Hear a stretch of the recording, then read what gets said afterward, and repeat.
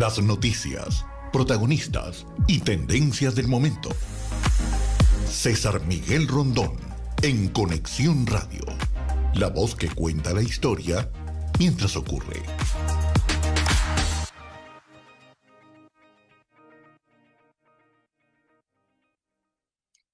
Nueve en punto de la mañana, les saludamos desde Caracas, Venezuela. Hoy es lunes 3 de julio. Bienvenidos a En Conexión. Hoy está Adriana Núñez Rabascal por César Miguel Rondón, quien estará 2 semanas libres. Puede sintonizarnos por Éxitos 107.1 FM, la radio del sur de Miami y territorio Éxitos. También pueden escucharnos por la aplicación Actualidad Media Group, que puede descargarse gratis en el celular por www.éxitos107.com. En Conexión Radio es una producción de Floralicia Anzola para Éxitos 107.1 FM, con Laura Rodríguez en la producción general, Mariel Sofía Rodríguez en la producción informativa. Edición y montaje, Jesús Carreño. En los controles, Daniel Patiño. Y ante el micrófono, quien tiene el gusto de hablarles a esta hora, Adriana Núñez Rabascal, en Instagram, @AdrianaNúñezR.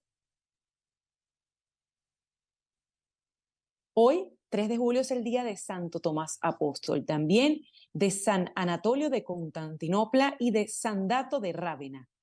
Para hoy tenemos como invitados en la agenda del día a Saraí Suárez, periodista desde París, quien estará hablando de lo que está pasando en Francia luego de 5 noches de disturbios. ¿Cuál es el origen de esto? ¿Es solo el asesinato a manos de la policía del joven Nael o se esconde algo más? También estaremos conectándonos desde Nueva York con Luis Montes para hablar sobre la situación en Ucrania. El presidente de ese país, Volodymyr Zelensky, dice que teme perder el apoyo bipartidista de los Estados Unidos. México está rechazando una nueva ley migratoria en Florida. Más tarde hablaremos con el director ejecutivo de Alimenta la Solidaridad, Alberto Cababe. Y estaremos también centrándonos en el foro sobre las inhabilitaciones políticas en Venezuela, los inhabilitados que también se estarán midiendo en la elección primaria de Venezuela pautada para el próximo 22 de octubre. Utilizaremos la etiqueta inhabilitados para que ustedes puedan participar. Y para abordar este tema estaremos conversando con Juan Manuel Rafali, abogado constitucionalista y profesor universitario, y compartirá micrófonos con Pedro Benítez, historiador, analista y profesor de la Universidad Central de Venezuela. Hoy, 3 de julio, en 1810, nace Rafael María Baral, historiador, escritor y poeta venezolano, autor del primer diccionario de galicismo del español y primer hispanoamericano en la Real Academia de la Lengua Española. En 1811, Simón Bolívar da su primer discurso político ante la sociedad patriótica en la sesión de la noche entre el 3 y el 4 de julio de 1811. Es este el primer pronunciamiento político que se conoce de Bolívar y expresa la necesidad de unión para independizarse de España. En 1883 nace Franz Kafka, escritor bohemio de origen judío. Su obra está considerada una de las más influyentes de la literatura universal. Autor de textos como La Metamorfosis, En la colonia penitenciaria y otros relatos cortos o novelas como El proceso, El castillo y América. En 1927 las mujeres votan por primera vez en América del Sur y lo hacen en Uruguay. En 1928, el ingeniero e inventor escocés John Logie Baird presenta la primera transmisión de televisión a color. En 1929 se funda la línea aérea venezolana Aeropostal. En 1940 nace César Tovar, beisbolista venezolano. En 1961 se decreta el conjunto monumental Campo de Carabobo como monumento histórico nacional y patrimonio histórico en Venezuela. En 1962 nace Tom Cruise, actor, productor, director estadounidense, archiconocido por Misión Imposible.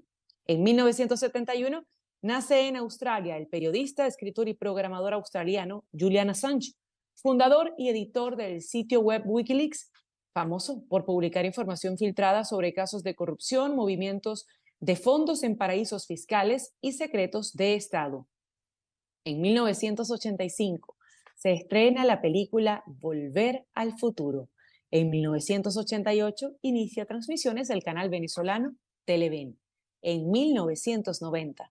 De la mano de Diego Maradona, la selección argentina de fútbol se clasifica a la final del Mundial Italia 90 al eliminar por penales a la anfitriona Italia. Sergio Goicoechea fue el héroe de la jornada al atajar los penales ejecutados por los italianos Roberto Donadoni y Aldo Serena. En 2000 inicia transmisiones el canal de cocina El Gourmet y en 2009 se nacionaliza el Banco de Venezuela.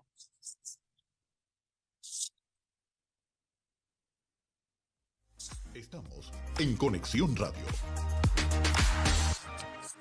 Y en el mundo de la música, en 1935 nace José Cheo Feliciano en Ponce, en Puerto Rico. En 1946 nace John Clemmer, saxofonista y compositor estadounidense. En 1952 nace Laura Branigan, la cantante estadounidense, famosísima por este tema. Y antes de continuar con las noticias de los Estados Unidos, César Miguel Rondón tiene un mensaje para ustedes.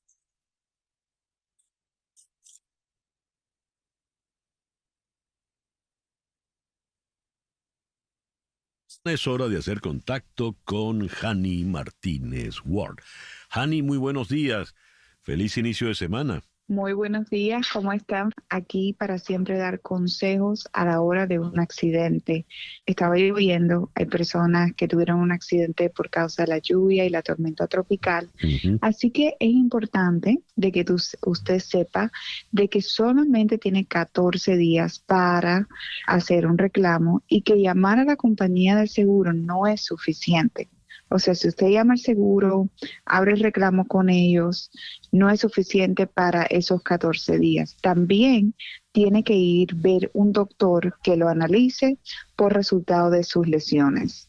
Así que no hable con el seguro, le recomendamos que nos llame a nosotros para poderle guiar durante el proceso legal y también buscarle un doctor que pueda velar por sus lesiones. Hani, ¿por qué es importante buscarte a ti y a tu oficina y no a cualquier otro abogado de accidentes? Es importante porque nosotros somos especializados en accidentes. Número uno, cuando la compañía de seguro, usted dice, mi abogada es Hani Martínez Ward, el grupo legal es Hani Martínez Ward, ellos saben que tenemos una cantidad de abogados sin números. Eso es importante.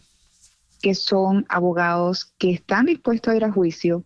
Si la compañía de seguro nos cede, quiere decir ellos nos tienen una reputación que hemos alcanzado durante más de 10 años en el área especializada en accidentes. Así que no nos van a dar la primera o la segunda oferta, sino que van a dar una oferta justa y al final eso se refleja en el dinero que el cliente va a recibir en su bolsillo. Por ello usted debe tener en su teléfono este número: 855-DOLOR-55, 855-DOLOR-55, que equivale a 855-365-6755. Repito, 855-365-6755. Hani, son compensaciones por vehículo dañado y por daños físicos y psicológicos.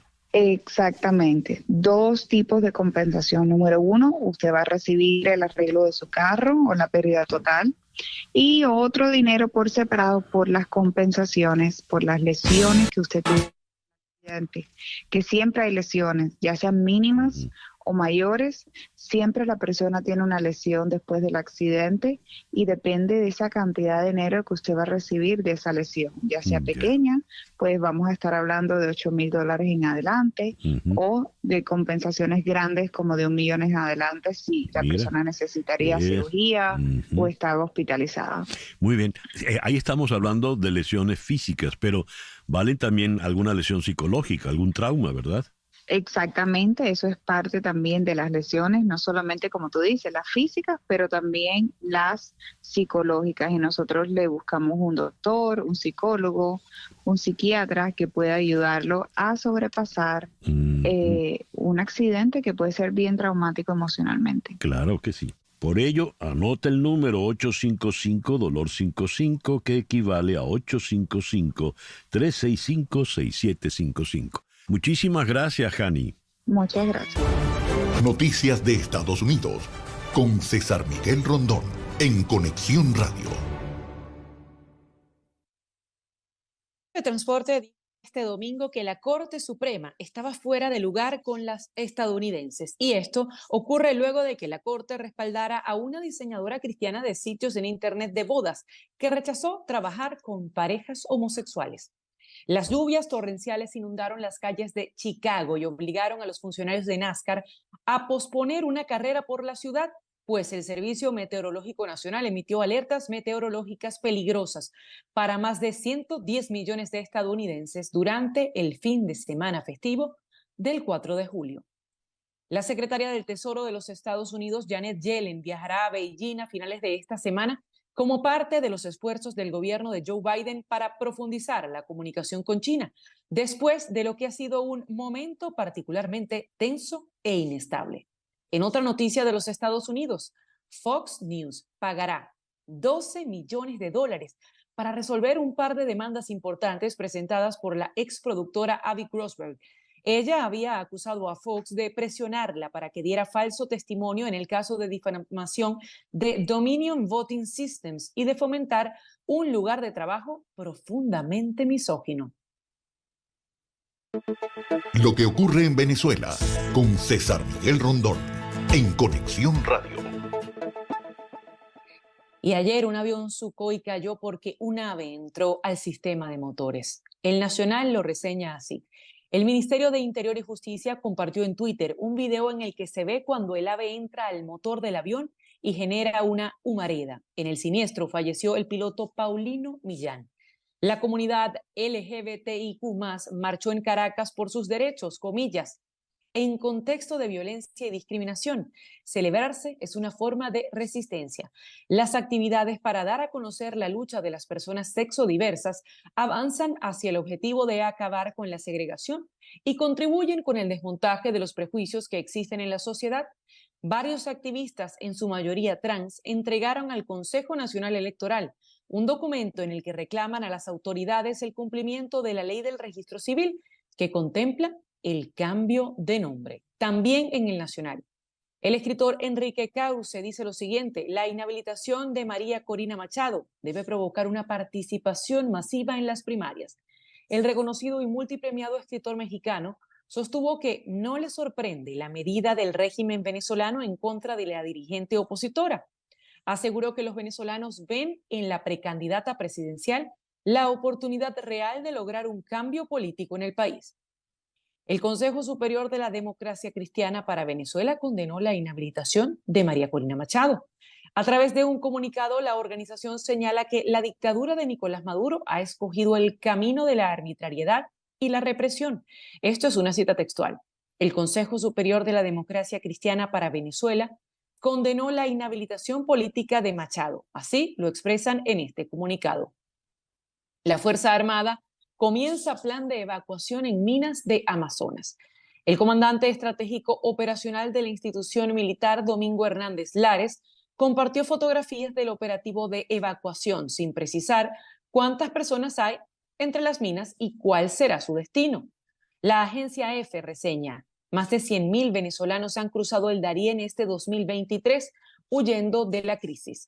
La jungla del Darién fue cruzada por 196.370 migrantes irregulares en el primer semestre de este año, otra cifra inédita y que casi cuadruplica a los 49.000 del mismo periodo, pero del año 2022. Abril fue el mes con el mayor número de viajeros entrando a Panamá por la selva en su travesía irregular hacia Norteamérica, con 40.297, es decir, 6 veces más de los que entraron en 6.134, pero ese mismo mes en el año 2022. En efecto, Cocuyo, lluvias de intensidad variable por ondas tropicales 14 y 15 sobre Venezuela. El Instituto Nacional de Meteorología e Hidrología, el INAME, destacó que la onda tropical 14 se ubica en el occidente del país. Además, la número 15 entrará por el Esequibo en horas de la tarde, lo que reforzará la actividad lluviosa de la zona de convergencia intertropical. Se espera que haya descargas eléctricas y ráfagas de viento en zonas de Zulia, de los Andes, de los llanos occidentales, del Tamacuro, Amazonas, Bolívar y del Esequibo. A las 9:17 minutos de la mañana. Nosotros hacemos el corte de la estación y luego continuaremos con las noticias de Latinoamérica y del resto del mundo. Continuamos en breve con César Miguel Rondón en Conexión Radio por Éxitos 107.1 FM. Lo que pasa en Latinoamérica en Conexión Radio. Reseña Europa Press. El candidato de Juntos por el Cambio a las elecciones locales de la provincia argentina de San Juan, Marcelo Orrego, ganó las elecciones convocadas tras la inhabilitación de su antiguo gobernador Sergio Uñac, quien vio imposibilitado presentarse a un tercer mandato. Orrego, cuya candidatura quedó bajo el paraguas del Frente Unidos por San Juan, obtuvo el 50,1% de los votos frente al oficialista con el 98% de los votos escrutados. También en Europa Press, Mercosur se reunirá el lunes en Puerto Iguazú, en Argentina, con la presencia de todos los presidentes de los países miembros de la organización por primera vez desde el año 2019, antes de la pandemia de COVID-19. En CNN, mano firme en Honduras contra la violencia. La violencia armada en las cárceles de Honduras llevó a la presidenta del país, Xiomara Castro, a militarizar las prisiones y a implementar toques de queda. También en CNN, el presidente de Colombia, Gustavo Petro, decreta el estado de emergencia económica, social y ecológica en el departamento de La Guajira. Así lo decretó Petro en el departamento de La Guajira, y el gobierno va a trabajar en 11 sectores para enfrentar la crisis humanitaria y climática en la región. Comillas, las medidas excepcionales buscarán garantizar la seguridad y soberanía alimentaria en La Guajira mediante la financiación, comercialización, transporte y almacenamiento, venta o distribución de productos agropecuarios y titulación de tierra, se dice en un comunicado de la Presidencia de la Nación. Siguiendo nuevamente con CNN, México rechaza nueva ley migratoria de Florida y alerta sobre consecuencias. Advierte que esto puede desencadenar actos de discriminación, perfilamiento racial y violaciones de los derechos. La ley SB 1718, que ha sembrado el temor entre los indocumentados, fue firmada el 10 de mayo de 2023 por el gobernador de Florida, Ron DeSantis. Según la norma, quien transporte a una persona que ingresó ilegalmente a Estados Unidos podría enfrentar una sentencia de 5 años de prisión o una multa de $5,000 por persona. También exige a las empresas con al menos 25 empleados que verifiquen el estado inmigratorio de los trabajadores en una base de datos federal y establece sanciones para los empleadores que ofrezcan trabajo a extranjeros no autorizados.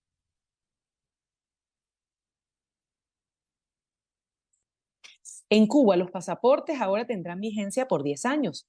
Esto lo reseña CNN en español. A partir del sábado 1 de julio, los pasaportes cubanos que se emitan tendrán una vigencia de 10 años para los mayores de 16 años y de 5 para los que son menores de edad. Hasta ahora, los mayores de 16 recibían un pasaporte por solo 6 años que prorrogaba o se prorrogaba cada 2, algo que también fue eliminado desde este mes. Los cambios surgen del decreto publicado este viernes en Gaceta Oficial. El decreto también estipula que el arancel consular para la solicitud de pasaporte será de $180 o euros para mayores de 16 años y de $140 o euros para menores. El director de Asuntos Consulares de Cuba, Ernesto Soberón, dijo que estas acciones obedecen a la intención del gobierno de continuar fortaleciendo vínculos con, comillas, nuestros nacionales en el exterior. Y a propósito de esto, AP reseña lo siguiente: así es hoy el niño Balsero Elián, recién nombrado diputado de Cuba. La disputa por su custodia tras perder a su madre en el mar provocó en el año 2000 una crisis diplomática entre Estados Unidos y Cuba. Ahora es un joven ingeniero de 29 años, está casado, es padre de una niña, trabaja en una empresa turística y acaba de convertirse en diputado, comillas.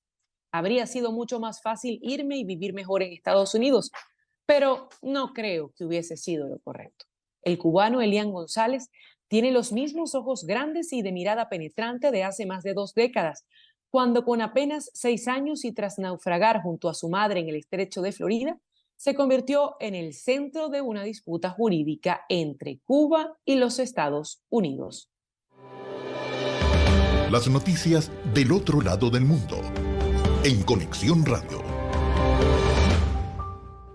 Bueno, y comenzamos esas noticias en Francia. Los manifestantes buscan crear un movimiento interbarrial, así lo reseña La Sexta. En Francia continúan las protestas tras la muerte a manos de la policía de un joven de 17 años en Nanterre. En Al Rojo Vivo analizan qué personas están detrás de los disturbios y que buscan estas manifestaciones. La muerte del joven de 17 años en Nanterre a manos de la policía provocó en Francia una oleada de protestas en gran parte del país. Unos disturbios con un alto índice de violencia que no deja de aumentar, quema de mobiliario urbano e incluso un ataque a la casa de un alcalde son algunos de los altercados que ha habido en los 6 días de manifestaciones. Unas protestas que ya se han saldado con la muerte de un joven bombero que trabajaba en la extinción de un incendio causado por los disturbios en un parqueadero de la ciudad de Saint-Denis, según han confirmado el Ministerio del Interior.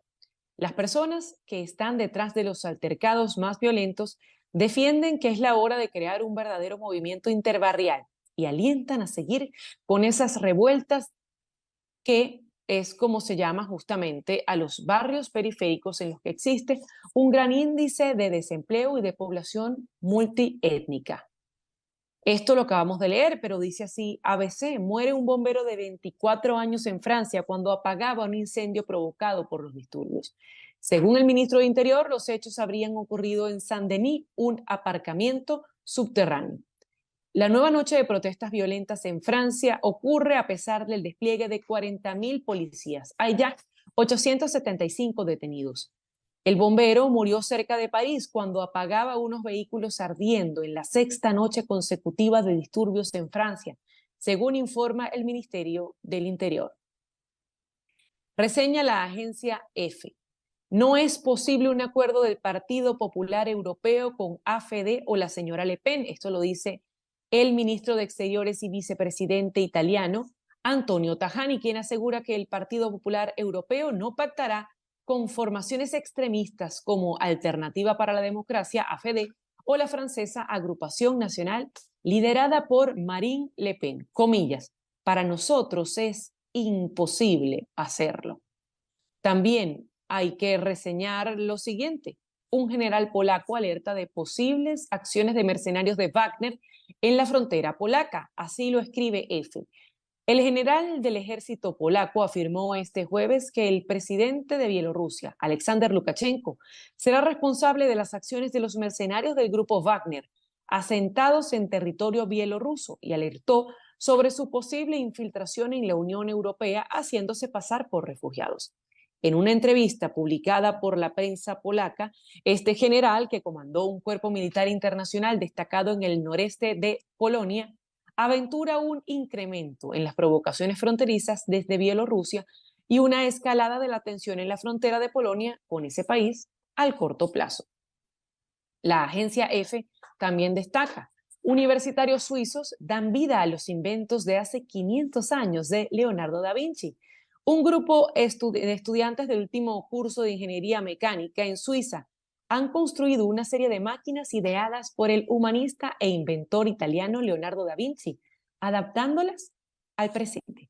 Los distintos bocetos que han servido para experimentar a los alumnos del proyecto Da Vinci fueron dibujados por el genio florentino entre los siglos XV y XVI y forman parte de su colección de 12 volúmenes conocida como Códice Atlántico, en la que aborda temas muy variados que van desde el vuelo, el armamento, los instrumentos musicales o la botánica. La idea del proyecto surgió de un viaje a Florencia, Italia, que realizó el director del laboratorio Flex Lab de esta escuela.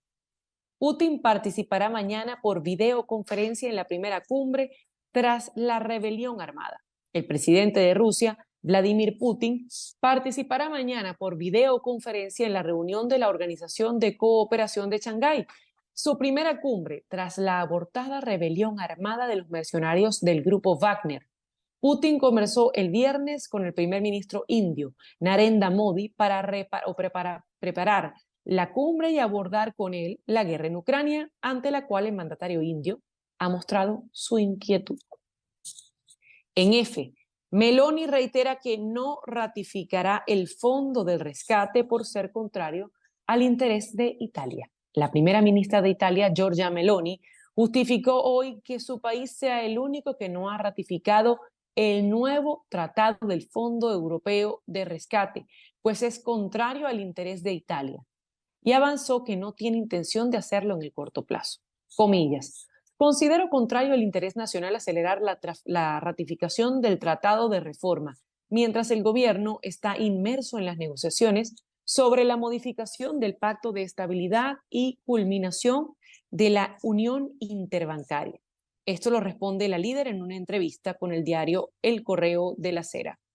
En Medio Oriente, los manifestantes contra la reforma judicial de Israel quieren bloquear el aeropuerto esta tarde. Los grupos de protesta contra la reforma judicial de Israel quieren bloquear esta tarde los accesos al aeropuerto internacional Ben Gurión de Tel Aviv, el más importante en el país, en una nueva medida de presión contra el polémico plan del gobierno derechista israelí que limitaría la separación de poderes. Y a las 9:32 minutos, hora de Caracas y hora de Miami, saludamos a Saraí Suárez, quien es periodista independiente basada en Francia, y con ella queremos hablar sobre estos 6 días de manifestaciones tras la muerte a manos de la policía del joven de 17 años, Nael. Pero, ¿solo ocurren estas manifestaciones callejeras por la muerte de Nael o hay algo más? Y esto lo digo porque la misma familia del joven ha dicho: nosotros no hemos llamado a la violencia. Bienvenida, Saraí, ¿cómo está? Muy bien, muchas gracias, Adriana, por la invitación. Gracias a usted por estar con nosotros. ¿Qué hay detrás de estas manifestaciones callejeras? Bien, esto se trata de solo la punta del iceberg. Aquí hay un problema muchísimo más profundo que Francia ha estado manifestando de forma intermitente, si se quiere, en los últimos años, incluso desde el 2005, cuando hubo una gran movilización durante 20 días de violencia en las calles, del mismo modo, por un acto violento contra 2 chicos en las barriadas populares de las afueras de París. Son momentos que han sido repetidos en múltiples ocasiones en los últimos años.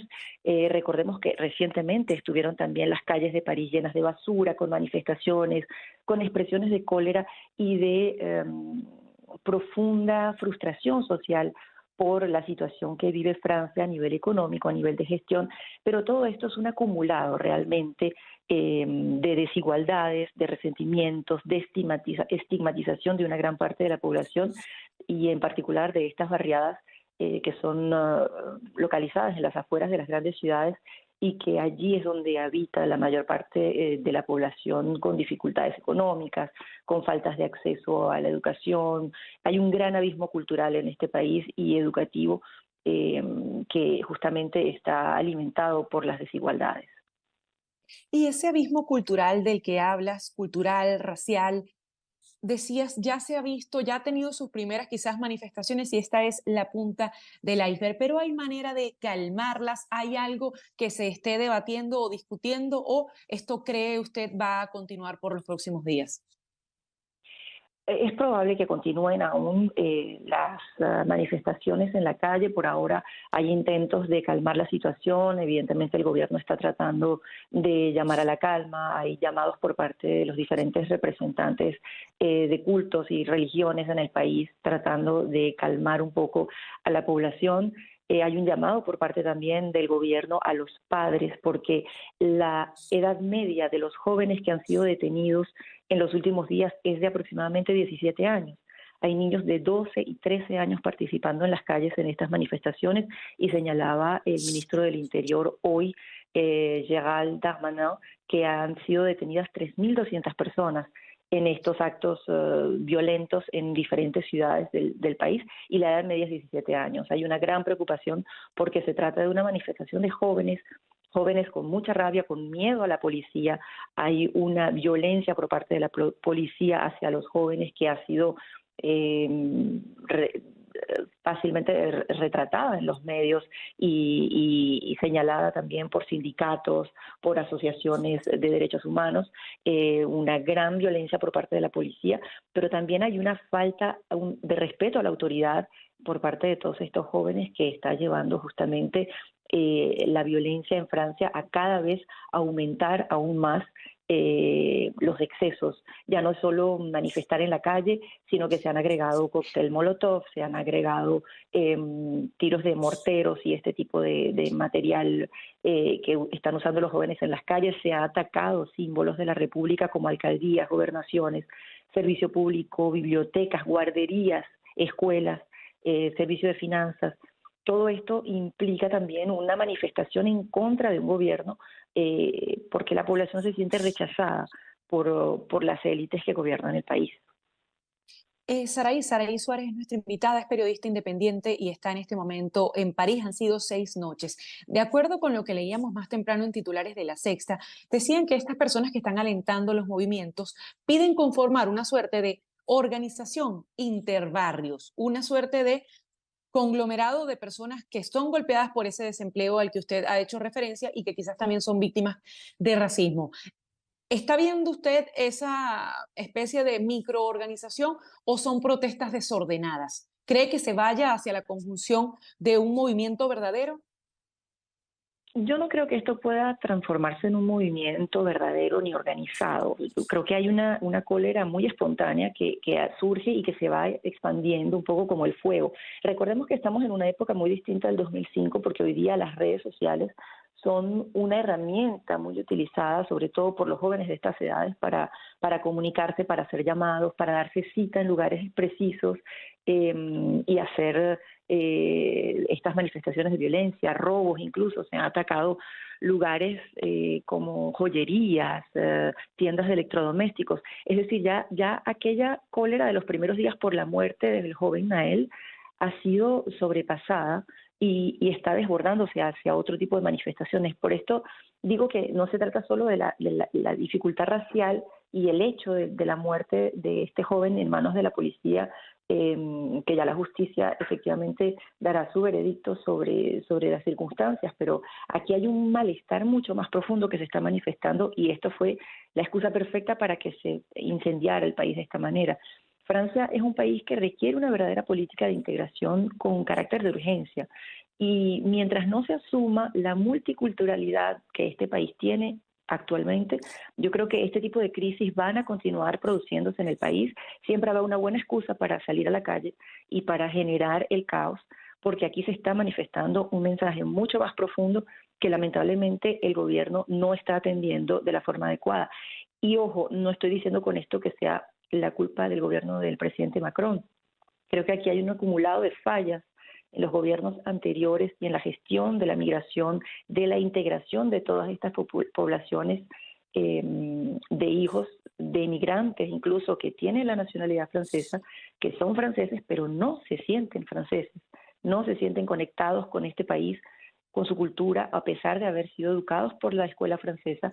Hay una verdadera desconexión y eso es lo que hay que atacar acá de forma inteligente y de forma responsable para que, asumiendo esta multiculturalidad, pueda realmente haber un trabajo de integración de estas poblaciones en Francia. Saraí Suárez, nuestra invitada, periodista basada en Francia. Ya es tarde en París. ¿Sigue encendida la calle o cómo lo ves hoy? ¿Crees que ha bajado la intensidad en comparación con los 6 días anteriores? Según los reportes, sí, la noche fue un poco más calmada que los días anteriores.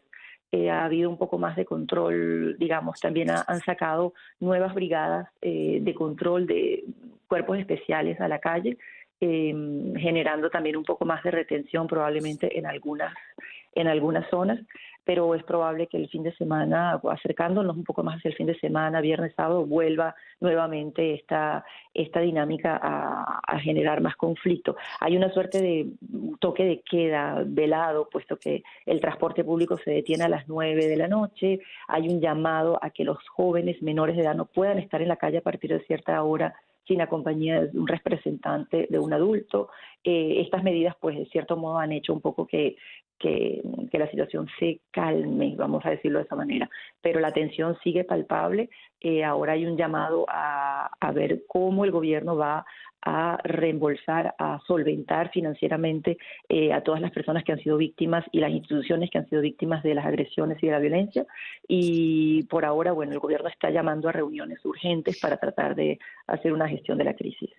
Que por cierto, Saraí, ya tenemos que despedir, pero me gustaría saber, una ciudad tan visitada por turistas como París, en este momento, ¿qué bienvenida le da a ese turista? Si alguien quiere ir a Montmartre, si alguien quiere ir a la Torre Eiffel o al Palacio de Versalles, ¿va a haber estas manifestaciones, va a haber el despliegue policial o eso es apartado de ese centro y de esos lugares turísticos? Por ahora yo diría que las situaciones, sobre todo en las afueras, sí ha habido puntos localizados en la ciudad de reuniones, pero han sido, digamos, de cierto modo controlados por las autoridades. Es un punto muy importante. París acaba de iniciar el verano, es un momento de gran afluencia de turistas y recordemos que dentro de un año, 12 meses, se estarán celebrando acá los Juegos Olímpicos. Esto es un punto muy importante que tiene también el gobierno en gran tensión porque además están lanzando un proyecto súper importante para el país el año que viene con los Juegos Olímpicos. Entonces, hay también un despliegue en proteger la infraestructura que se está preparando para recibir estos atletas y los visitantes que van a estar en la ciudad el año que viene. La imagen de la ciudad sin duda se está viendo afectada por estos actos de violencia y el gobierno está haciendo todo lo posible para tratar de que no sea de esta manera. Veremos cuáles son las consecuencias reales que puedan hacer gestionando lo mejor posible la crisis para no ahuyentar el turismo del país. Saraí, ha sido un gusto conversar con usted estos minutos. Muchísimas gracias, Adriana. Saraí Suárez es periodista, está en este momento en París y a las 9:42 de la mañana nos corresponde hacer una pausa. Al regreso vamos a venir con el foro sobre inhabilitaciones políticas en Venezuela que afectan a al menos 3 candidatos a la primaria. Acompáñenos por nuestras diferentes transmisiones con la etiqueta inhabilitados. Pero antes de ir al corte, César Miguel Rondón tiene un mensaje para ustedes. Contratar los servicios de un abogado de inmigración es un asunto serio. Establecerse en Estados Unidos requiere de trámites que debes realizar con abogados con mucha experiencia y conocimiento, como es el caso de las abogadas de Canelo Fadul Immigration, especialistas en visas de inmigración, laboral, familiar y humanitarias, entre otras. Ellas suman más de 55 años de experiencia asesorando desde la solicitud de la visa hasta la obtención de la residencia y posterior ciudadanía. Si necesitas asesoría para inmigrar y establecerte en Estados Unidos, llama al 305-579-9218. Repito, 305-579-9218. Y si dices que llamas de mi parte, la primera consulta es gratis. También puedes escribir a inmigraya@canerofadul.com. Canero Fadul Immigration, reputación, confiabilidad y efectividad.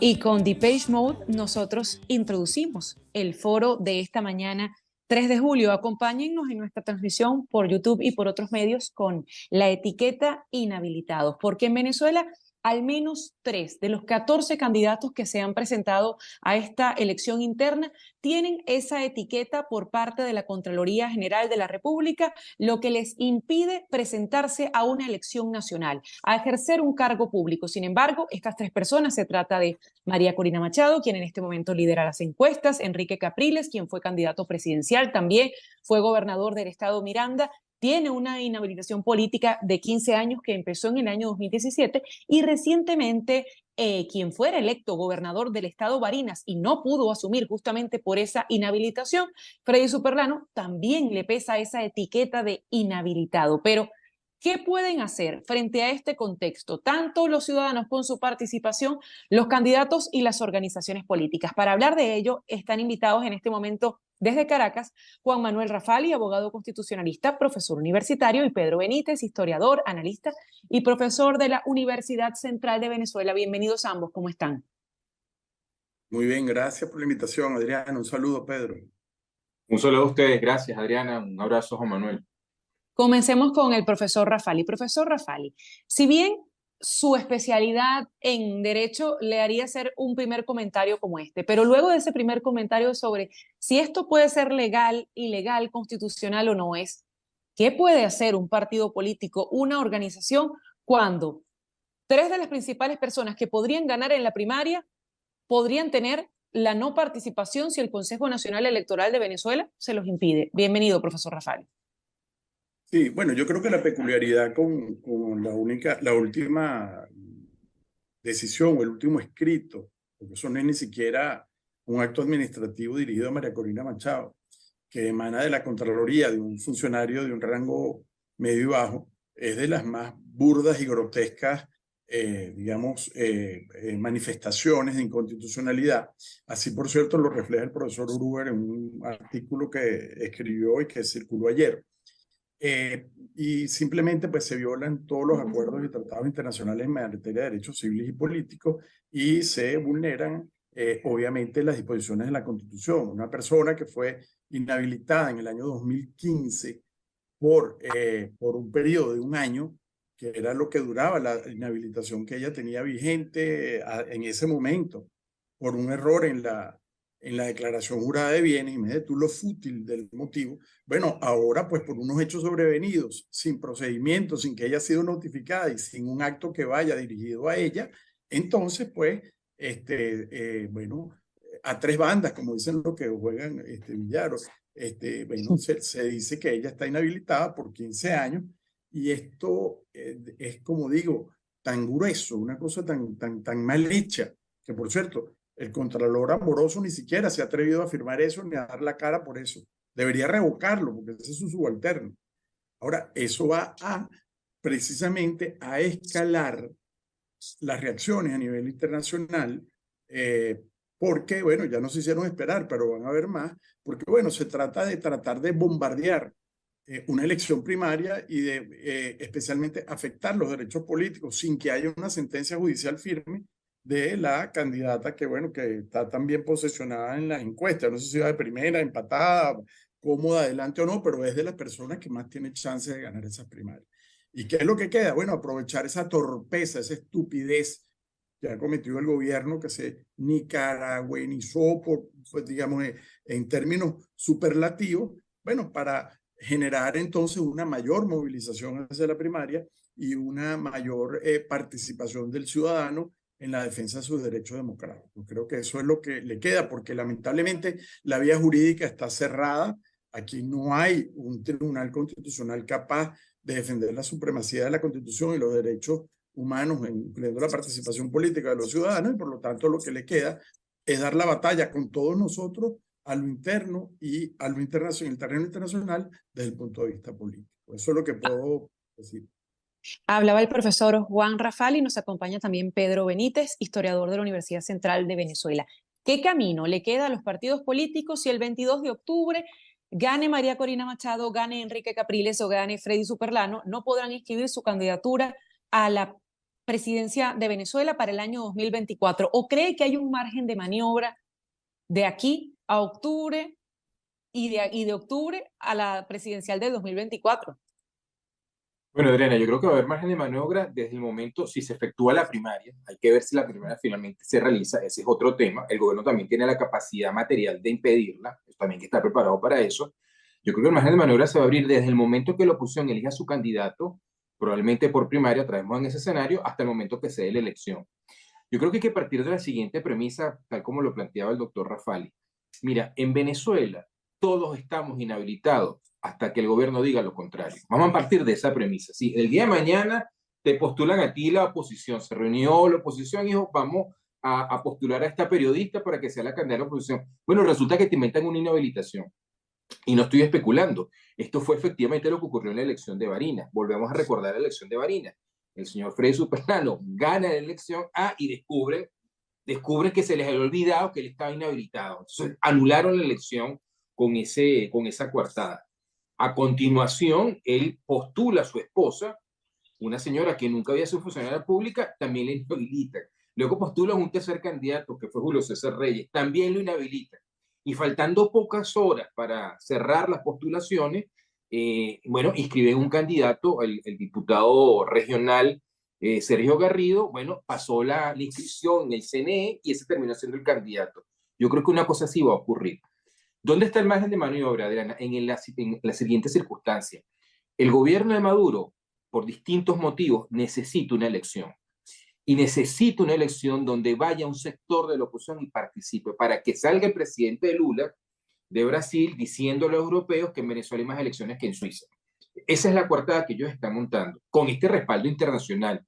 Que no obstante, fíjate tú cómo se quebró, porque a mí me parece interesante destacar la actitud del presidente de Colombia, porque es que resulta que el presidente de Colombia también fue víctima de una maniobra parecida así cuando fue alcalde de Bogotá, y el actual presidente de México también le pasó lo mismo en el 2006, cuando también acusó a sus opositores, en aquel momento era jefe del gobierno de Ciudad de México, que también lo querían inhabilitar para sacarlo del juego de la carrera política. De modo que esto tiene también en América Latina, por distintos motivos, también tiene sus consecuencias. Y además esto va a afectar mucho esta deriva del gobierno, esta estratagema, va a afectar mucho las relaciones que quieren reconstruir con la Unión Europea. Porque mientras todo esto ocurre, el gobierno tiene una negociación con los europeos que incluye nada más y nada menos que el regreso de dos grandes empresas europeas para explotar gas venezolano, Eni y Repsol, en el contexto internacional del que estamos hablando. De modo que, ¿cuál es el problema del gobierno? El gobierno sabe que tiene que darle una imagen al resto del mundo de normalización política, porque si no lo hacen, corren el riesgo de perder el gobierno. Pero si lo hacen, también corren el riesgo de perder el gobierno. Entonces, así como la oposición está metida en un dilema, ellos van a tratar de meter a la oposición en un dilema, ellos a su mismo tiempo están metidos en su propio dilema. Es por ahí donde yo veo, Adriana, el margen de maniobra al que tú te refieres, que tendría la oposición. Pero para eso hay que poner los pies sobre la tierra, estar claro cuál va a ser la jugada del gobierno, más o menos por dónde van los tiros, de que el gobierno, al candidato que la oposición elija, lo van a inhabilitar. Es lo más probable, es casi seguro que eso ocurra, hay que estar preparados para eso y tener muy claro cuáles son las herramientas que tú tienes a la mano. Y las herramientas que tú tienes a la mano es la participación electoral, no tienes otra. Si la oposición vuelve a la misma estrategia del año 2018, de que la comunidad internacional nos va a sacar de este problema, bueno, los resultados ya sabemos cuáles van a ser. Hablaba Pedro Benítez, historiador de la Universidad Central de Venezuela, analista político. Nos acompaña el profesor, abogado constitucionalista Juan Manuel Rafali. Usted utilizaba las palabras torpeza, escenario Nicaragua, pero bien escuchando al profesor Pedro Benítez, el gobierno necesita ganar y ganar bien para que la comunidad internacional lo reconozca.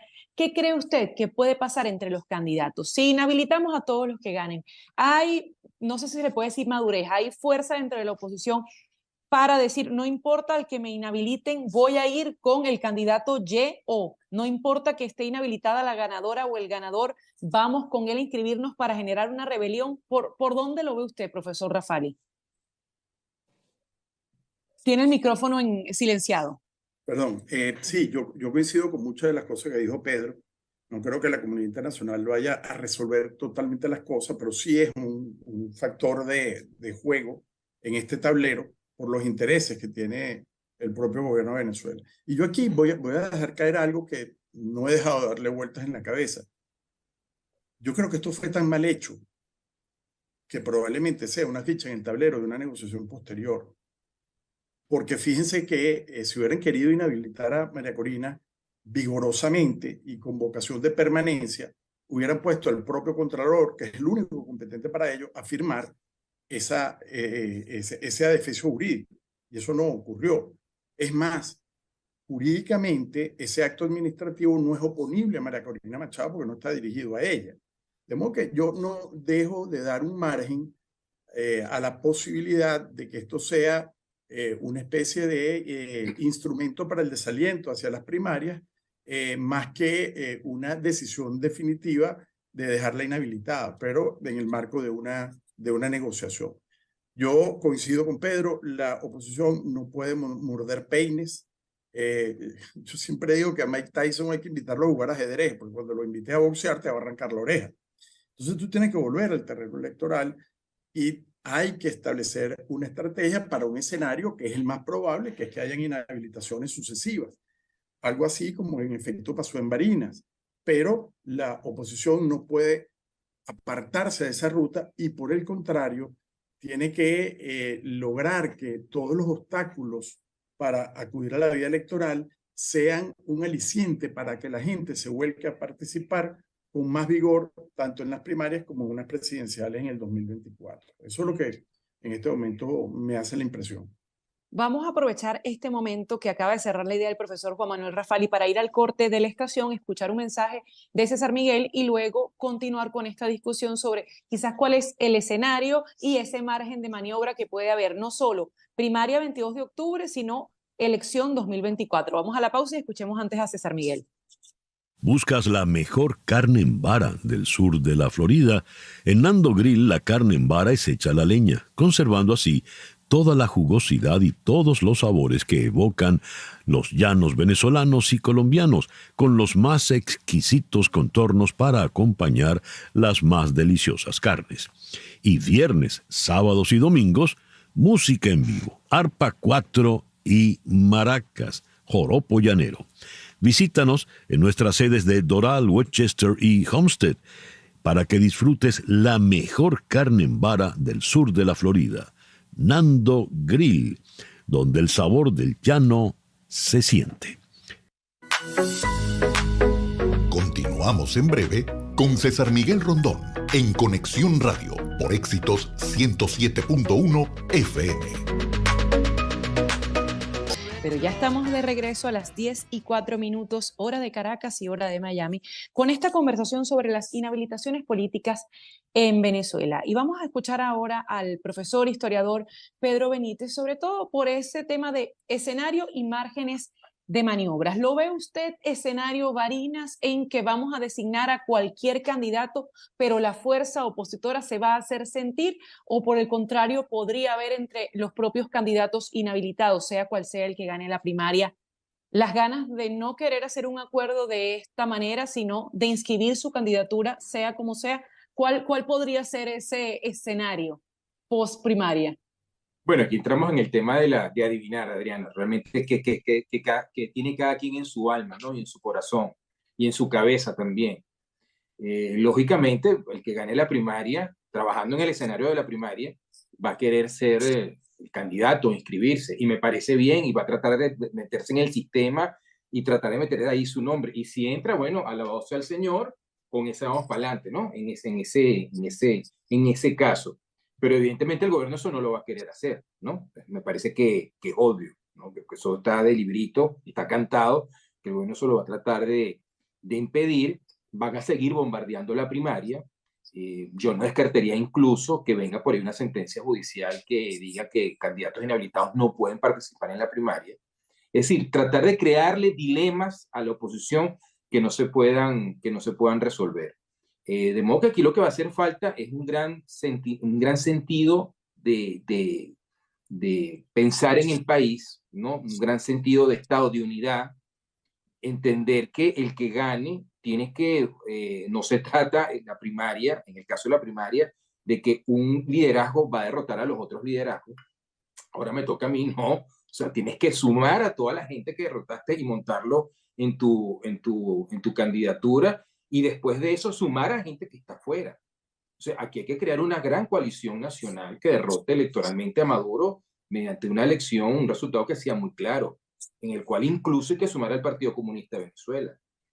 Yo comentaba anoche en Twitter, permíteme que me haga autopublicidad, que según la propia denuncia que ha hecho el Partido Comunista de Venezuela, la mitad de los inhabilitados, escucha bien esto, Partido Comunista de Venezuela, no apoyó a Guaidó, no llamó a Altiar, nunca ha estado con la oposición.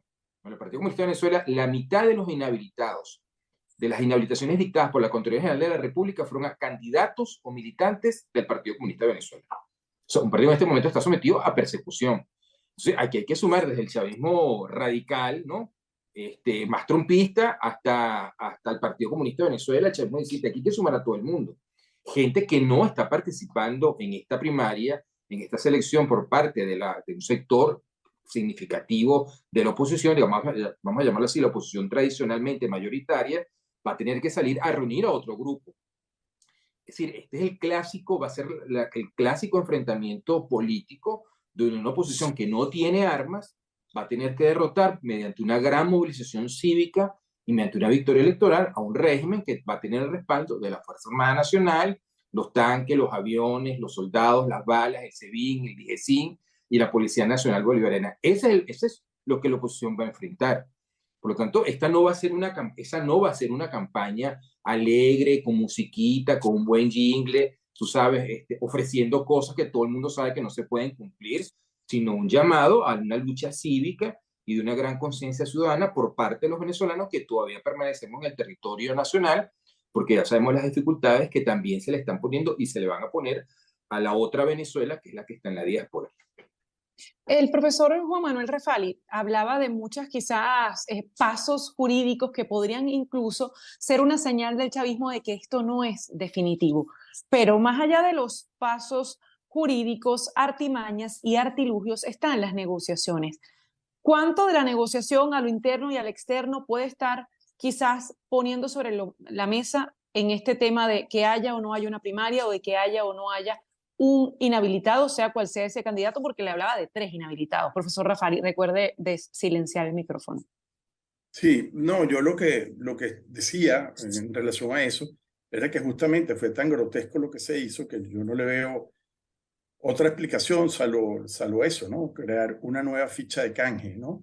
O bien azuzar a la oposición para que se desanime respecto de la primaria o para que por el contrario pierda la ruta electoral. Yo creo que esos son los 3 objetivos probables a partir de la estupidez, porque yo no la puedo catalogar de otra manera, como políticamente actuaron en el día de ayer. Que a este funcionario, por cierto, Meneses, que es de segunda línea, nadie ha salido a respaldarlo en su decisión y en el contenido de lo que hizo. Y eso es notorio.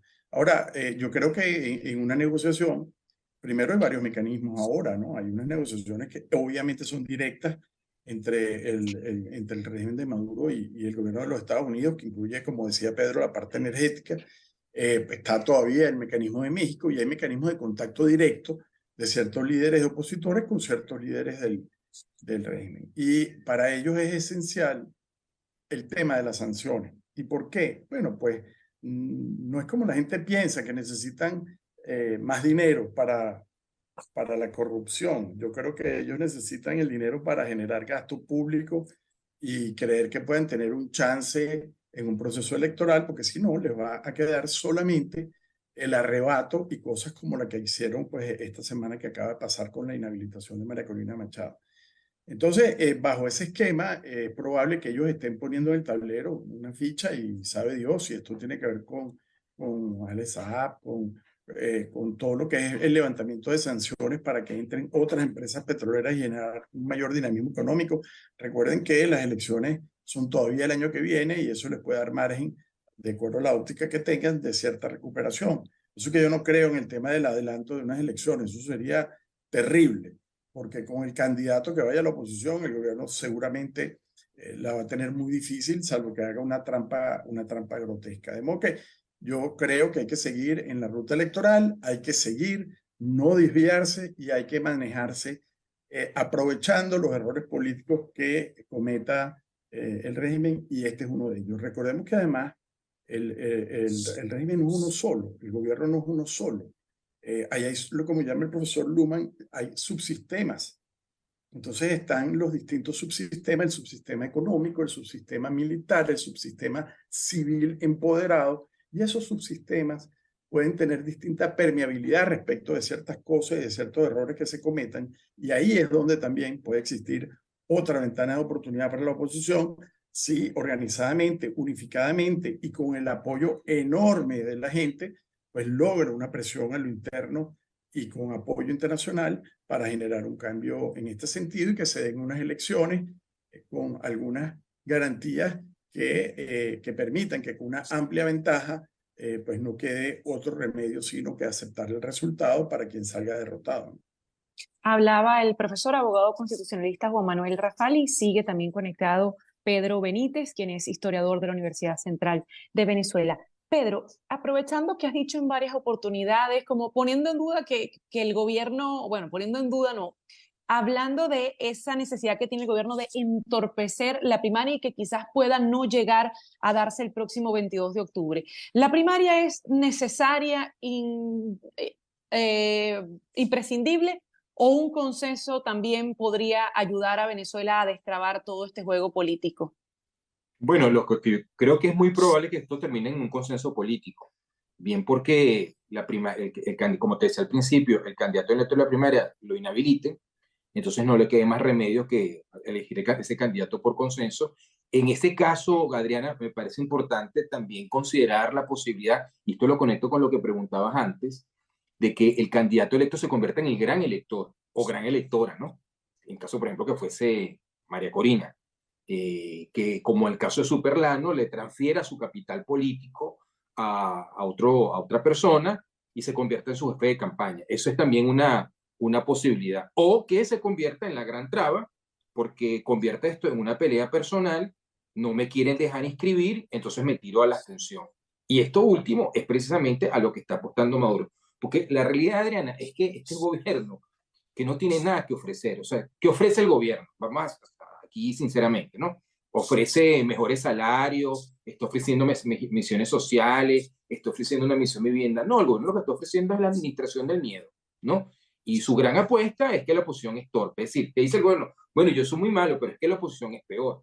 Entonces tú estás viendo continuamente a los voceros oficialistas o a voceros, vamos a llamarlo así, que defienden la línea oficial sin identificarse abiertamente con el gobierno, que su mensaje constantemente es el mismo. No, es que esta oposición es un fracaso, tienen 24 años de fracaso en fracaso, nunca se van a poner de acuerdo, están divididos. Es decir, esa es toda la estrategia del gobierno. O sea, esto no es un gobierno que está diciendo, bueno, mejoré la economía, al país le va bien, con 6 años le va a ir mejor, mira como las perspectivas que estamos creando, las cosas que estamos ofreciendo, las obras públicas que estamos inaugurando, nada de eso. So, pues es simplemente decir, esta es una posición que es un fracaso, es un desastre, mira esta posición que tenemos. Y lo que va a venir ahora, por cierto, esto lo quiero pegar con lo que ocurrió también con la inhabilitación de Bolsonaro, es que van a empezar a decir, no, es que esta es una posición fascista, una posición trompista, una posición golpista. Bueno, con esta gente no se puede. Esta oposición venezolana, bueno, esos señores son unos marcianos, con ellos son unos fascistas con los que no nos podemos entender. Esa es la coartada que el gobierno va a tratar de montar. Entonces, en este juego del gato y el ratón, donde evidentemente por ahora el ratón vendría siendo la oposición, lo que tú tienes que tratar de hacer es desmontar, y como oposición, desmontar la coartada oficialista. ¿Y cómo tú desmontas la coartada oficialista? Aferrándote a la vía electoral, tratando de saltar precisamente todas esas trampas. Entonces, regresando a tu pregunta original, sí, bien podría ocurrir que se termine eligiendo un candidato de consenso, entonces aquí va a hacer falta demostrar que el gobierno está equivocado, que la oposición sí pueda actuar con madurez, sí pueda actuar con sensatez, sí pueda actuar con sentido de país. Y adivinando lo que probablemente estás pensando, recordar que sí, hemos llevado muchas frustraciones, pero en el año 2015, donde había que elegir no un candidato, un montón de candidatos, eso se logró hacer. No fue perfecto, pero eso se logró hacer. Y vuelvo al ejemplo de Barinas. En Barinas, la oposición regional sí tuvo esa actitud de desprendimiento. Lamentablemente no la tuvieron en Táchira, no la tuvieron en Mérida, no la tuvieron en Lara, no se tuvo en el estado Miranda. Estados todos donde si la oposición hubiera ido unida, según número del Consejo Nacional Electoral, lo que dice que los números del CNE, si la oposición hubiera unida, esos estados se hubieran ganado. Entonces, bueno, me parece que está muy clara cuáles son las dos alternativas. Una alternativa es la alternativa personalista, que si soy yo, si no soy yo, no es nadie. Y la otra alternativa, una alternativa, bueno, de desprendimiento, de pensar que tenemos que jugar primero por el país y tener muy claro qué es lo que va a venir después. Porque es que esta película no se acaba la noche de la elección. Digamos que volvemos y se hizo la elección y entonces, para sorpresa de todos, como pasó hace 8 años, llega el Consejo Nacional Electoral y dijo, pues ganó el candidato de la oposición, le sacó 1,5 millones, 2 millones, 3 millones de votos encima a Maduro, el nuevo presidente. Bueno, ahí empieza una nueva película, porque ese presidente o presidenta se va a tener que enfrentar a unas instituciones que están cooptadas por el partido oficialista, por un alto mando militar que fue designado por esta gente. por 17, 18 gobernadores y casi 300 alcaldes que todos son del PSUV o de la coalición oficialista. Entonces ahí empieza un nuevo proceso. Por lo tanto, toda la decisión que se vaya a tomar tiene que ser pensada estratégicamente en función de lo que va a venir después. Tratar siempre de adelantarse a las jugadas del contrario, que es precisamente lo que al chavismo ha demostrado tanta habilidad hasta este momento. Sí, y así como dices, el chavismo ha tenido mucha habilidad en eso. Puede la oposición no tener mucha habilidad en ver siempre el plan B, pero a propósito de ese escenario quizás de consenso que usted ha planteado, le preguntaría yo al profesor Rafali, ¿cree usted que el país se come un consenso? ¿Qué señales tiene que dar la oposición para decir, mira, la primera no nos va a funcionar por esto, por esto, por esto, necesitamos ir hacia el consenso? Sobre todo porque estamos en un escenario quizás distinto al de 2015, es un escenario más desmovilizado, es un escenario quizás con más necesidades básicas insatisfechas y con más lodo sobre los candidatos. Entre ellos mismos se han echado lodo y cuchillos, por no decirlo de otra manera. Profesor Rafali.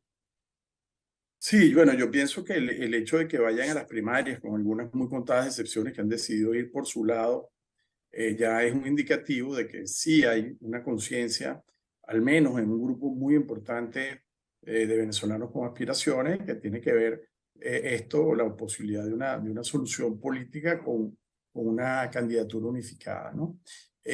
Yo sí creo que van a seguir poniendo obstáculos para las primarias. En cuanto a la posibilidad de una decisión de la Sala Constitucional, como decía Pedro, es probable pues, que se le ocurra hacer cualquier barbaridad y que saquen ese impresentable amparo de Ratti, que por cierto tiene por objeto que a él lo admitan en la primaria, ¿no? Y que corra, no que las acaben, ¿no? Pero con esa excusa pueden hacer lo que quieran.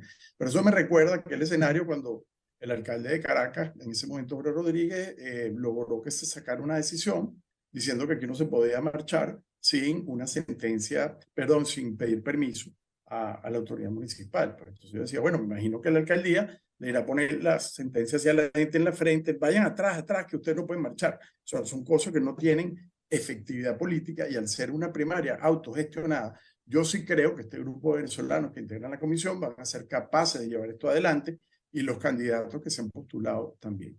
Cuando se va realmente a medir el tema de la unificación, a mí me parece que es el momento en que se vaya a inscribir la candidatura para la elección de 2024 y ya deben todos esas fuerzas políticas, esos candidatos estar trabajando en qué es lo que se va a hacer. Yo para mí tengo que también, y sigo coincidiendo con Pedro, que tiene que haber un gran elector que es quien resulte más votado. Y en función a eso, tomar una decisión minutos antes de que se cierre el plazo para la postulación, de modo que se cierre el margen de maniobra y todo el mundo tendrá que irse detrás de ese candidato y, bueno, empujar hasta el momento en que se vaya a elegir y viendo los plazos de la ley orgánica de procesos electorales, por ejemplo, para la sustitución de candidatos y otras vías legales y constitucionales que están previstas para una situación así. De modo que yo creo que el momento cumbre es después que salga electo el que gane en las primarias y que haga todos los intentos por la rehabilitación. Si no se logra, entonces llamar a una persona que tiene que ser muy bien escogida.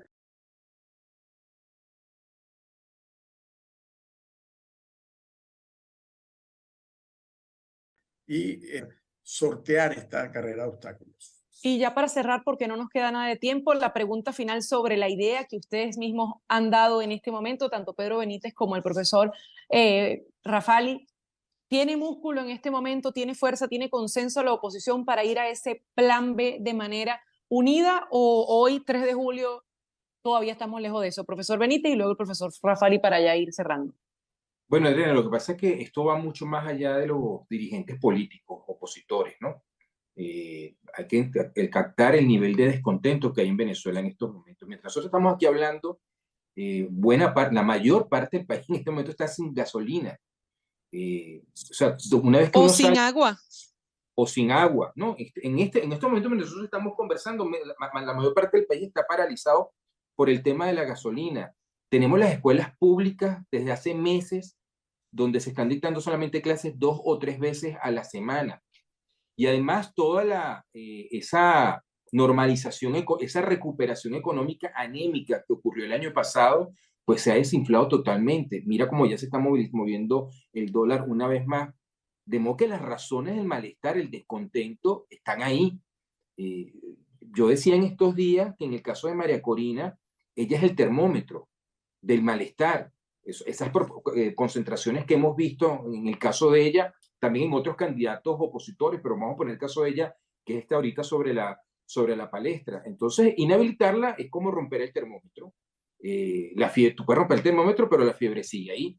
Entonces, esto a mí me recuerda mucho, Adriana, un libro de un historiador argentino, Tulio Halperin, que publicó en el año 94, que se llamaba La larga agonía de la Argentina peronista. Yo pensaba, bueno, que salvando lo salvable, nosotros estamos al frente de la larga agonía de la Venezuela chavista, no del chavismo, que ya vamos a ver qué pasa con un movimiento político, eso es otro tema, pero sí estamos siendo testigos de eso precisamente, de la larga agonía de la hegemonía política chavista.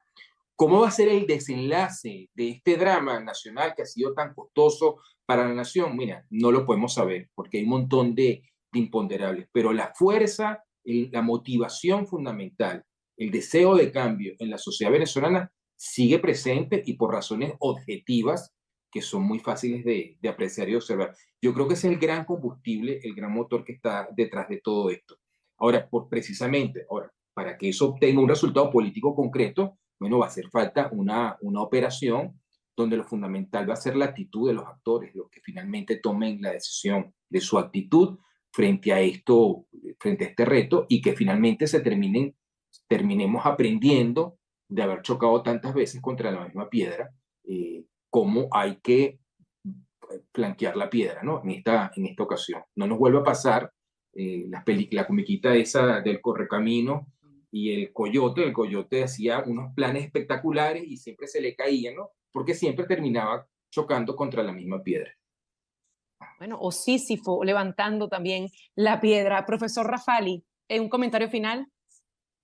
Sí, yo también pienso que esto es un tema de fortaleza de la gente. Yo quisiera apelar a lo que es la revigorización del ciudadano activo, del ciudadano políticamente consciente y la recanalización de todo ese descontento popular, esa mineralización del descontento que le dé fuelle a un nuevo candidato o a un nuevo líder y a una nueva ruta con esencia electoral. Yo pienso que estamos ya viviendo esos cambios. La torpeza en este tema de las inhabilitaciones no hace sino evidenciar que el propio gobierno sabe cuáles son sus límites y el enorme descontento popular que hay en el país.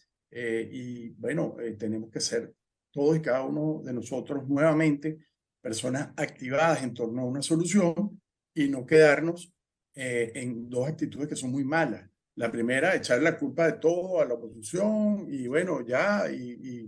y simplemente pues poner en el ojo del huracán del problema a quienes que probablemente han cometido muchos errores, pero donde no está el foco está precisamente en el régimen. Y en segundo lugar, bueno, evitar la desesperanza aprendida. Yo le quiero decir a todos los que nos escuchen, ese tema de que no hay nada que hacer, se van a volver a robar las elecciones. Esta gente se quedó ahí para siempre. No lo acepto.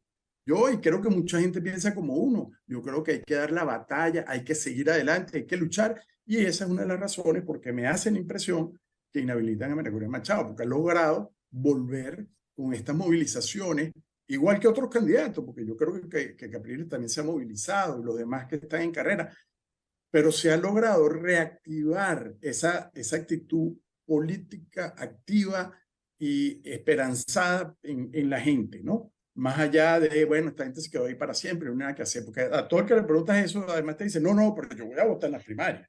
Entonces, creo que lo fundamental es seguir esta ruta, primarias, elecciones presidenciales el año que viene y todos hacia adelante empujando en la misma dirección, que es un gobierno que tiene 80% de popularidad y un país que está pasando las penurias que está pasando, tiene que liberarse de esto en algún momento con una agonía, como dice Pedro, ya es muy larga, ¿no? Y surgen nuevas apetencias, nuevas aspiraciones, nuevas divisiones y nuevos enfoques dentro del propio régimen que lo debilitan en sí mismo. Muchísimas gracias a ambos por esta participación. Juan Manuel Rafali era el último en tomar la palabra, abogado constitucionalista, y Pedro Benítez, quien es historiador de la Universidad Central de Venezuela. Y recuerden, quienes estén en el exterior todavía, hasta el 7 de julio tienen la oportunidad de registrarse. ¿Cómo lo hacen? Bueno, pongan en Google elección primaria exterior y allí podrán ver cuáles son los recaudos que necesitan. Es momento de hacer la pausa, pero antes escuchen este mensaje de César Miguel Rondón. Una pausa y regresamos con César Miguel Rondón en Conexión Radio. Y a esta hora saludamos desde Nueva York a Luis Montes, quien es analista porque el presidente de Ucrania, Volodymyr Zelensky, dice que teme perder el apoyo bipartidista de los Estados Unidos. ¿Es así? ¿Puede hacerlo? ¿Puede perderlo? Bienvenido, Luis, ¿cómo está? Buenos días, Adriana. Bueno, sí, es preocupante lo que hemos visto en las últimas semanas, precisamente por parte de una ala, ¿verdad?, del Partido Republicano, que hay que decirlo, que si bien es quizás no sea el mainstream del Partido Republicano, pero sí es básicamente un movimiento liderado por Donald Trump y por el gobernador Ron DeSantis, que básicamente abogan por una política exterior muy diferente a la que básicamente el resto de candidatos republicanos están proponiendo, y también diferente a lo que el Partido Demócrata, ¿verdad?, a través de Joe Biden ha propuesto. Sin embargo, el mismo Zelensky ha dicho lo siguiente: Mike Pence nos ha visitado y apoya a Ucrania en primer lugar como estadounidense y luego como republicano, dijo en esa oportunidad Zelensky. ¿Qué es lo que podría cambiar quizás en época preelectoral? Sí, bueno, es que esa es la cuestión, ¿verdad? Que hay una fuerte, desde la asunción al poder de Donald Trump, hay una fuerte ola aislacionista en el Partido Republicano que esto es básicamente completamente en contraste con, la política de Ronald Reagan, ¿verdad? De H.W. Bush, del mismo W. Bush, que han sido, ¿verdad?, personas conocidas por su posición bastante de halcón en términos de política exterior. Y esta posición básicamente, completamente opuesta por parte de Donald Trump y hasta cierto punto serviliza, ¿verdad?, a la posición de Putin. Esto creo que es lo que genera las dudas y podría poner, ¿verdad?, en peligro muchas de las cuestiones. Hay que recordar, Donald Trump abogó fuertemente por la reducción del presupuesto que Estados Unidos, por ejemplo, da a la OTAN.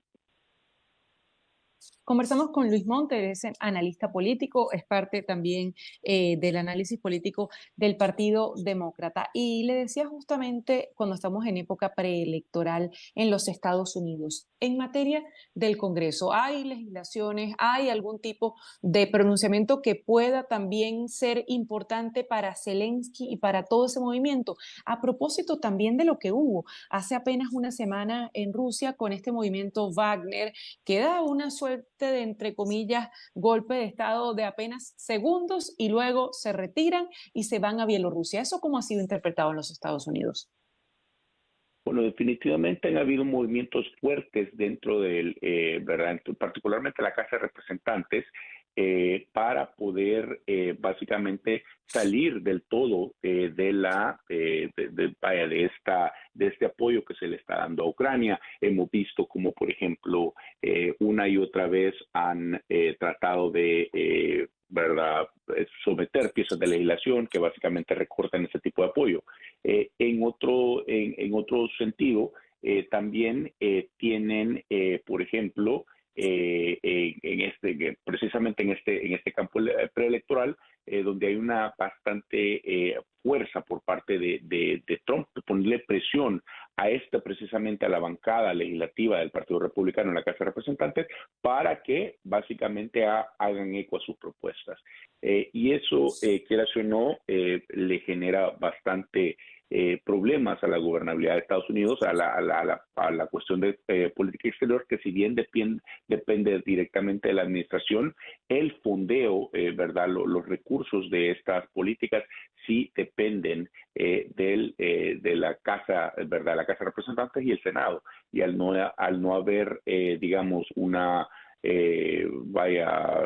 congruencia en este tipo de políticas, pudiese generar muchos dolores de cabeza para Estados Unidos en el mundo. Que por cierto, ya cuando ha pasado más de un año, casi dos, del comienzo de la guerra, ¿siente usted que el mundo tiene el mismo interés o pasa, como siempre ocurre en los conflictos bélicos, en la medida que el tiempo avanza, dejan de estarse escuchando las voces de quienes son los que están sufriendo en ese momento? Como usted lo mencionaba, Adriana, hace momentos, yo creo que se ha puesto en relevancia precisamente la debilidad de Putin. Hay que recordarlo que han habido un par de instancias donde Putin, ese bravado, ese machismo con el que Putin se presenta ante las cámaras y todo esto, básicamente no ha sido, no ha sido consistente con las acciones que ha tomado. En primer lugar, recordemos, por ejemplo, cuando Erdogan hace un par de años derriba un avión ruso y Putin, en lugar de escalar esa cuestión como se espera, básicamente se retrae y simplemente no actúa. Ahora vemos con Brzezinski, ¿verdad? La llegada a solo 150 millas de Moscú, después de que se dio vuelta, él lo anunció, dijo de que iba a hacer, y en lugar de encontrar, digamos, de tratar de repeler esa rebelión por parte de este grupo mercenario, simplemente negocia y le da una salida básicamente política al exilio. Entonces creo que si eso pone en relieve básicamente la debilidad de Putin, ¿verdad? No es algo, quizás no es esa figura fuerte que uno cree, y pudiéramos estar a las puertas de ver otro colapso como el de la Unión Soviética, que era básicamente una figura de papel que estaba rodeada por una excelente narrativa de la fortaleza, pero que a la hora de las horas simplemente ¿verdad? Se vino abajo, se derrumbó. Pero con todo el aumento que ha ocasionado, por ejemplo, a Europa con temas como la energía, ¿puede, esta guerra mantenerse cuando está generando pérdidas para el viejo continente, cuando está generando tanto aumento, o cree que una negociación es posible? Estamos conversando con Luis Montes, quien es analista del Partido Demócrata. La negociación es siempre, yo creo que es una figura viable para terminar cualquier guerra. El problema con esto es que yo creo que no está, que Putin, ¿verdad?, va a estar en una posición bastante difícil después de estar ¿verdad?, casi 2 años en lucha y sacrificar todos estos recursos. Todo eso hay que decirlo, la economía rusa está sufriendo bastante. Y cuando uno está en esa situación, es muy difícil que Putin vaya a estar en una posición, ¿verdad?, abierta a la negociación. Yo creería que, verdad que sí, lo que pudiese pasar es de que el debilitamiento y este desgaste económico que está generando, si bien genera desgaste económico para Rusia, obviamente hay una dependencia bastante fuerte de Europa, predominantemente de Alemania, Holanda, verdad, de este recurso que provee el gas natural que provee Rusia. Y entonces creo que en ese sentido sí, él tiene cierta influencia sobre eso, pero creo que poco a poco estas economías se han ido ajustando. Quieras o no, ya pasaron un invierno, a través de eso no es lo aconsejable, van a tener que encontrar otras medidas. Hemos visto cómo Biden también ha tratado de ayudar, el presidente Biden ha tratado de ayudar a hacer esta situación un poco menos difícil, con negociaciones con otras naciones, y ver la manera de reducir la influencia rusa en Europa. Pero a la larga creo que sí, como en cualquier otro tipo de medida, el factor económico va a jugar un papel importante sobre la prolongación de esta guerra. Luis, muchísimas gracias por habernos acompañado. Estos minutos son en Conexión Radio. Muchas gracias, Adriana. Era Luis Montes, analista político del Partido Demócrata de los Estados Unidos. Vamos ahora a escuchar un mensaje de César Miguel Rondón y luego a la pausa. El próximo 29 de julio, desde las 4 de la tarde, es la Noche de la Herencia Venezolana. En Éxito 107.1 FM te invitamos a celebrarlo y a disfrutar del juego entre los Marlins y los Tigres de Miguel Cabrera. Esta será la última visita de Miggy como jugador activo a el Loan Depot Park, a la ciudad de Miami, donde debutó hace 20 años como Big Leaguer. Habrá un homenaje para Cabrera antes del juego y después habrá un concierto sorpresa. Y con la compra del boleto vas a recibir una camisa conmemorativa del Día de la Herencia Venezolana y tendrás acceso a la preventa de boletos para la Serie del Caribe. Y algo muy importante, al comprar tu entrada estás contribuyendo con Fe y Alegría en Venezuela, esa maravillosa institución educativa de Fe y Alegría. Eso sí, el boleto debes comprarlo solo a través de marlins.com/Venezuela. marlins.com/Venezuela para que así puedas contribuir directamente con Fe y Alegría en la Noche de la Herencia Venezolana. En un momento regresamos con César Miguel Rondón en Conexión Radio por Éxitos 107.1 FM. Estamos en Conexión Radio con César Miguel Rondón. Y en la línea telefónica tenemos a Kevin Ari Levin. Él es sociólogo especializado en Medio Oriente porque la reforma judicial en Israel sigue generando incomodidades, rechazo, porque contempla cosas como desde cómo seleccionar a los jueces hasta sobre qué leyes puede pronunciarse el Tribunal Supremo. También pasa incluso por otorgar al Parlamento el poder de anular decisiones de la Corte. Son los mayores cambios en el modelo judicial desde el año 1948. Pero justamente, Kevin, ¿por qué ha causado tanta molestia, tanta incertidumbre e incluso esa necesidad de salir a las calles? Bienvenido, ¿cómo está? Hola. Gracias por estar con nosotros. ¿Por qué genera esta necesidad de la ciudadanía y de los grupos políticos de salir a la calle a rechazarlo? A ciencia cierta, estos cambios que podría haber en la justicia, ¿cómo impactan a Israel? Bueno, lo que estamos viendo en este momento, ¿se escucha bien? Sí, le escucho perfecto. Perfecto. Lo que estamos viendo en este momento es un estado de movilización con pocos precedentes en la historia de Israel. Hace ya 26 semanas que al menos una vez por semana sectores importantes de la sociedad están saliendo a manifestarse. Esto es visto por muchos sectores de la sociedad israelí como una cuestión de amenaza existencial al futuro de la democracia. Son muchos los sectores que piensan que si esta reforma judicial es aprobada, entonces Israel pierde o ve en peligro su carácter como democracia liberal. Por eso también podemos entender la medida de hoy, que es una medida arriesgada. En este momento manifestantes están bloqueando el ingreso al único aeropuerto internacional que tiene el país, el aeropuerto Ben Gurión, en un día de muchísimo tránsito porque el sistema escolar israelí está cerrado por las vacaciones de verano y hoy muchas personas y muchas familias tenían pensado viajar al exterior. Por eso hay cientos, si no miles de manifestantes. Y lo que estamos viendo en las imágenes de los últimos minutos, que estoy siguiendo bastante impacientemente, es que ya empezaron los arrestos, porque el gobierno advirtió que paralizar el funcionamiento del aeropuerto iba a ser un riesgo a la seguridad y que estaba por fuera de los límites legítimos de la protesta. Esto es un debate que hay en la sociedad israelí hace ya varias semanas.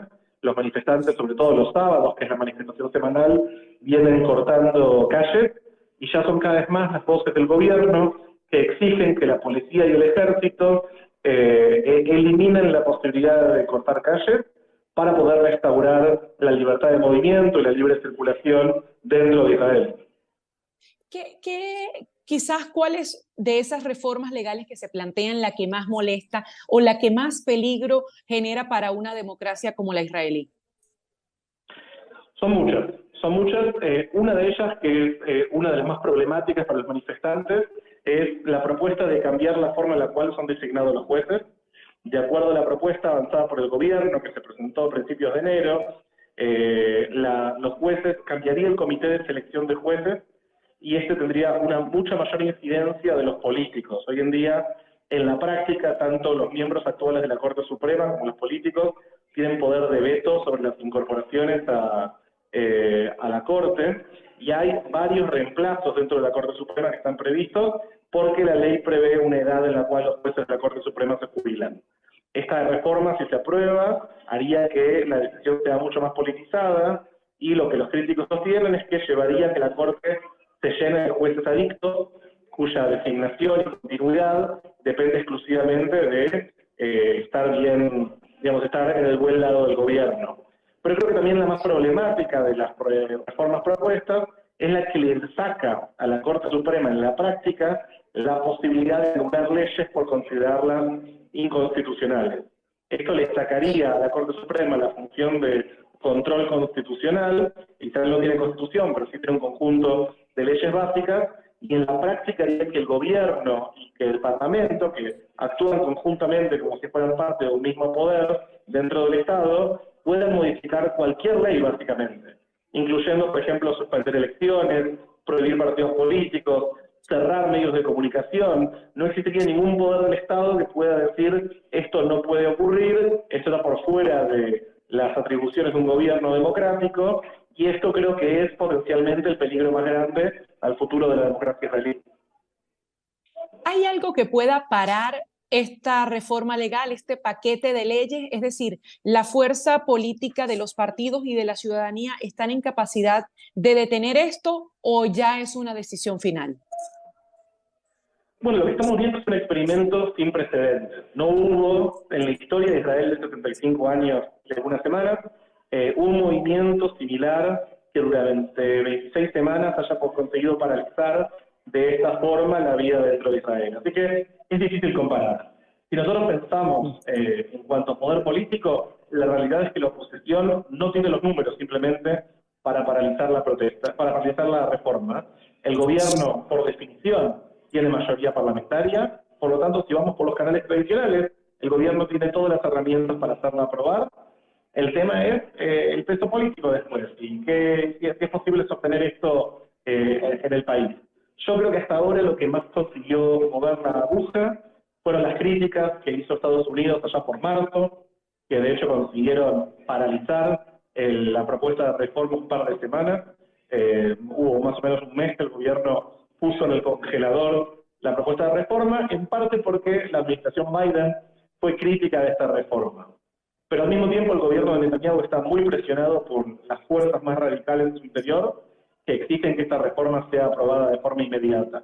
De todas formas, creo que si el gobierno de Estados Unidos quisiera realmente apalancar su influencia sobre Israel, diciendo, por ejemplo, que la aprobación de la reforma judicial pone en peligro futura cooperación y ayuda económica que Estados Unidos manda a Israel año a año, esto podría ser un peso muy importante en apoyo a la oposición. Muchísimas gracias por haber estado con nosotros estos minutos y dar cuenta de las protestas que se están registrando, durante 26 semanas consecutivas. Muchísimas gracias por haber compartido en Conexión Radio. Gracias a ustedes, que tengan buen día. Bueno, y nosotros de esta manera, con las noticias de Israel, con lo que ocurre en este momento en Jerusalén, con Kevin Ari Levin, quien es sociólogo especializado en Medio Oriente, vamos despidiendo. Pero tenemos antes que comentarles lo siguiente. Hoy, 3 de julio, se celebra el Día Internacional Libre de Bolsas de Plástico, con un objetivo claro, que es, por supuesto, reducir el uso de estas bolsas y fomentar su consumo responsable. Se han convertido en uno de los objetos más cotidianos, pero también de los más perjudiciales para el ambiente. Algunos países como Francia e Italia ya han prohibido la producción de bolsas de plástico y han reducido notablemente su consumo. También, pues hay que comentarles que hoy, 3 de julio, es el Día Internacional de otras enfermedades raras. Así, también les informamos que en la ciudad de Miami estará la celebración del 4 de julio en Bayfront Park. Miami Beach, la cuarta fiesta de Fire On, incluye escalada en roca, patinaje sobre ruedas y un concierto seguido de un espectáculo de drones, fuegos artificiales en la calle 73 y Collins Avenue. También hay una celebración del Día de la Independencia con un concierto de música clásica que comienza a las 8:30 de la noche, seguido de fuegos artificiales. Habrá varias celebraciones en Hialeah, en Doral, en el sur de Miami, en Homestead, en Coconut Grove, en Aventura y en Fort Lauderdale. Recuerden que el 4 de julio es el día de los shows pirotécnicos. En Conexión Radio es una producción de Floralicia Anzola para Éxitos 107.1 FM con Laura Rodríguez en la producción general, Mariel Sofía Rodríguez en la producción informativa, edición y montaje Jesús Carreño, en los controles Daniel Patiño, y ante el micrófono se despide Adriana Núñez Rabascal, quien estará por César Miguel Rondón durante 2 semanas. Sigan ahora con Expreso Deportivo con Fernando Arreaza, quien ya está en la cabina, y Daniel Chapela.